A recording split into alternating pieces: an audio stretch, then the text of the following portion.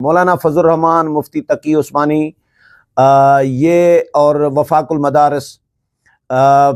ये अलग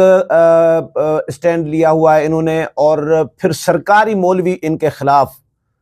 बिल्कुल वही सीन रिपीट हो रहा है दोबारा से जो जनरल फैज़ ने किया था। जनरल फैज़ ने 2019 में सरकारी मौलवियों को इकट्ठा किया था, ताहिर अशरफी और बाकी लोगों को, तो उनको मदारस बोर्ड उनको जारी कर दिए गए थे,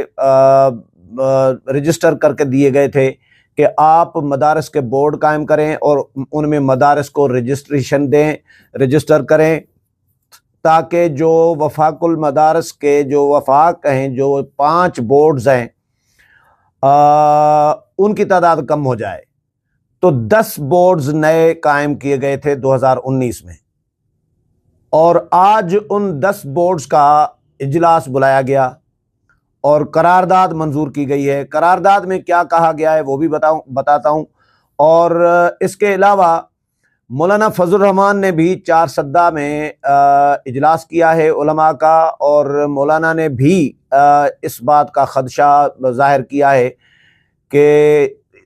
उलमा को उलमा के सामने खड़ा करने की कोशिश की जा रही है, और ये कोई चंद उलमा के तंजीमों का ये मामला नहीं है,